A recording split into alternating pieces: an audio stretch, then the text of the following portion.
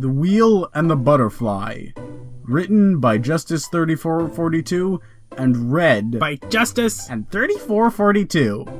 Chapter 3. Dan vs. Apologies. Pinky bounded around her new, bright surroundings. Oh, what's this? Oh my gosh, what's that? She dashed from place to place, constantly slipping, tripping, and all getting to know the ground quite well. Dan followed the hyperactive young adult girl with his eyes, but said nothing, a grumpy expression plastered on his face. Let's see, Chris said, examining the menu. 2 double third-pound cheese meals, crazy-sized, one with fries, the other with onion rings, both with chocolate shakes, a double bacon cheese stuffed bacon burger, a regular third-pound cheese meal, and 2 apple pies. Hey Chris, I thought you were supposed to put in her order as well, Dan said snidely. It's in there, Chris insisted. Dan sighed. 1 plain burger, just meat in a bun? If I find cheese on it, your life is forfeit. Also, a medium-sized cherry slushie. The bored-looking cashier rung up everything. That'll be $32.73. Chris dug out his wallet and grabbed a few green bills. Pinky ran over, lost her footing for the dozenth time and since she entered BurgerFile, and crashed into the counter. She grabbed hold of the countertop and slowly climbed her way up. What's that? She asked, pointing at the green bills in Chris's hand, almost losing her grip in the process. That, my dear statistic waiting to happen, is what we call money. You can use it to exchange for goods and services, Dan answered. Pinky slowly climbed to her feet using the countertop for balance, stuck out her tongue and put on an annoyed face. I know how money works, we just don't use paper where I'm from. Oh, really? Chris asked. Where's that? England? He offered. They have paper money in Great Britain, you nitwit, Dan said with a mildly irritated tone. I thought they used pounds. They have paper pounds. A whole pound of paper? Well, that sounds inconvenient, Pinky added. I swear. Dan turned his palms upwards into frustrated claws and furrowed his brow. It's like you're constantly trying to top yourself with the stupid things you say. Pinky narrowed her eyes, her face framed by her currently wet and matted hair. Alright, I know I just got here, and Dan probably saved me from certain doom, or worse, and I'm sure explaining everything to me can't be that fun, but would it hurt Dan to just be a little less rude to me? Are there paper euros? Chris asked. I don't know what kind of money they use in Europa, Dan roared. Do I look like an astronomer? Sirs, your order? The cashier asked. Oh, right. Chris looked at the money in his hand. Shoot, I'm a bit short. Dan, could you... No! And how dare you even think of asking? Just take out her food from the order, Dan said as he pointed his thumb at Pinky. Ketchup packets are enough for her. Dan, there's no need to pick on her so much. Just figure it out, Chris. You're holding up the line. Chris scanned the restaurant. It was empty save the 3 of them and the small amount of staff behind the counter. Meanwhile, Pinky had started digging through her new pink laptop bag, dug out a similarly pink wallet which she recognized as roughly same in shape to the one Chris was holding. She opened it up, grinned, and pulled out a bill. Will this help? Pinky asked optimistically.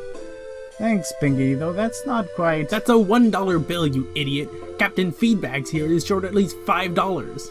Pinky looked back into her wallet and pulled out another bill. This one had a couple more zeros on it. Will this work? She asked inquisitively. Dan and Chris once again put on shocked expressions aimed in Pinky's direction. Ma'am, we can't take any bills over a 50. Oh, okie dokie lokey. Pinky shoved the bills back and fetched a $50 bill and handed it to the cashier. The cashier held it up to the light, marked it with a pen, then opened up the register to pull the bill inside. Dan put on his best talking to a child voice. Now, the nice man is going to figure out the difference between what you gave him and what we owed and get... I know how change works, you condescending... Chris and Dan's expressions turned surprised. Dan took a couple steps back. His face contorted to one of anger to match Pinky's, and he and Pinky closed the distance with each other, leading with their red, angry faces. Before either could say anything, or worse, throw a punch, Chris put his hands on their shoulders and wedged his much larger body in between the two. Hey, I have an idea. Pinky, why don't you dry yourself off in the restroom while Dan and I will find a booth for us? Okie dokie lokey, Pinky said through gritted teeth. She spun, scanned her surroundings, and located the sign that said restrooms. She grabbed her bag and stormed off with body language that showed that she was fuming. She tripped once on the way over, shot back up to her feet while maintaining the same rigid, angry walk, and arrived at the restroom doors. She glanced at the symbols as if pondering what they meant, glanced down at her own skirt, smiled, and then pushed her way into the women's restroom. Dan and Chris watched the displays. Pinky entered the restroom, then found a booth to sit in. Chris slid to the end of one side, while Dan lounged in his side, occupying the entire seat. Dan, don't you think you're being just a wee bit too hard on her? Chris asked with a cocked eyebrow. Me? She started it! Dan insisted. Dan, you know that's not true. Dan folded his arms, looked away, and grumbled something incomprehensible. Maybe, Chris continued, you should apologize to her. I don't see why She did pay for your meal. She paid for yours too. Dan. Okay. I'll try to be nicer to her, Dan said, glancing away from Chris and holding up his palms in a frustrated manner. And? Dan grumbled. Dan. I'll apologize, okay? Dan said, shooting daggers in Chris's direction with his eyes as best as he could. Chris sat back, satisfied. What is taking her so long? Dan, her clothes and her hair were completely drenched. It'll probably take her a while to get dried off, Chris said in a somewhat chastising tone.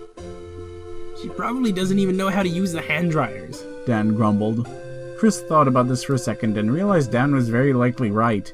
He decided to change the subject. I wonder why her food is taking so long.